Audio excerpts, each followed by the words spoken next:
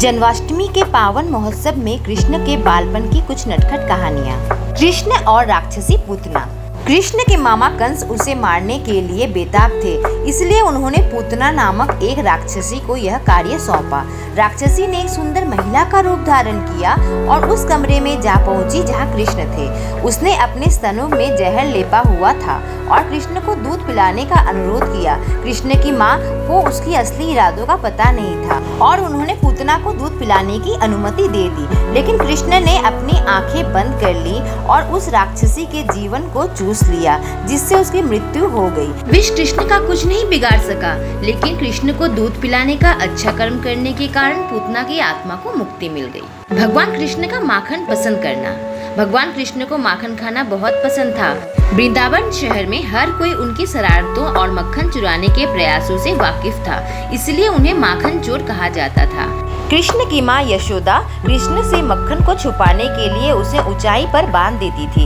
एक बार जब यशोदा आसपास नहीं थी तो कृष्ण ने अपने दोस्तों को बुलाया। वे एक दूसरे के ऊपर चढ़ गए और कैसे भी वह मक्खन के बर्तन तक पहुंचने में कामयाब रहे। सभी ने मिलकर मक्खन से भरा बर्तन नीचे उतार लिया और बड़े मजे से मक्खन को मिल बांट कर खाया, लेकिन दुर्भाग्य से उन्हें एहसास नहीं हुआ कि यशोदा वापस आ गई है। कृष्ण के सभी दोस्त वापस अपने घरों में भाग गए, लेकिन कृष्ण को शरारती होने के लिए माता से डांट पड़ी। कान्हा को यशोदा ने रस्सी से बांधा। भगवान कृष्ण शरारती थे और उनकी माँ यशोदा उनकी शरारतों से थक चुकी थी।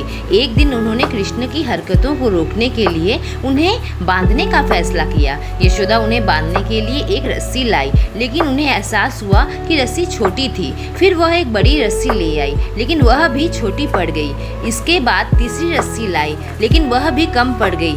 अब उन्हें एहसास हुआ कि उनका बेटा चमत्कारी है, लेकिन उसके बाद भगवान कृष्ण ने अपनी माँ को उन्हें बांधने दिया ताकि वह खुश हो सके। कृष्ण मिट्टी खाते हैं। एक दिन कृष्ण और उनके बड़े भाई बलराम बगीचे में फल और जामुन इकट्ठा कर रहे थे। चूंकि कृष्ण अभी भी बहुत छोटे बच्चे थे, वह पेड़ों तक नहीं पहुंच सकते थे, इसीलिए उन्होंने जमीन से मिट्टी उठाई और उन्हें अपने मुंह में भर ली। दूसरे बच्चों ने यह देखा और उनकी माँ से शिकायत कर दी। यशोदा उनके पास दौड़ी और उन्होंने कृष्ण से पूछा कि क्या उन्होंने मिट्टी खाई है। उन्होंने ना का इशारा करते हुए सिर हिला दिया।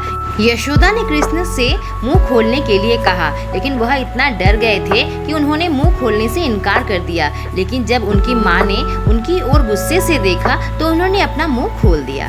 यशोदा जब मुंह के अंदर देखा तो मिट्टी के बजाय उन्हें पूरा ब्रह्मांड कृष्ण के मुंह के अंदर दिखाई दिया। सितारे, आसमान, पहाड़, महासागर, सब कुछ। वह आश्चर्यचकित हो गईं और कृष्ण मुस्कुराते रहे। तब यशोदा को एहसास हुआ कि वह कोई साधारण बालक नहीं है, बल्कि स्वयं भगवान है।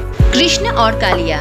एक दिन जब कृष्ण और उनके दोस्त यमुना नदी के किनारे खेल रहे थे, तब उनकी गेंद नदी में गिर गई, जहां नाग कालिया राज करते थे और अपने परिवार के साथ रहते थे। कृष्ण ने गेंद को पुनः प्राप्त करने के लिए गोता लगाया, लेकिन कालिया ने अपने जहर से पानी को जहरीला बनाना शुरू कर दिया। कृष्ण ने उसका सामना किया और उसे पानी को जहरीला ना करने के लिए कहा, लेकिन कालिया ने मना कर दिया। तब कृष्ण उससे लड़े और इतने बड़े नाग को पराजित कर उसके सिर पर नृत्य करने लगे।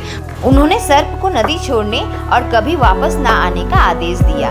ये थी कृष्ण के बालपन की कुछ कहानियाँ।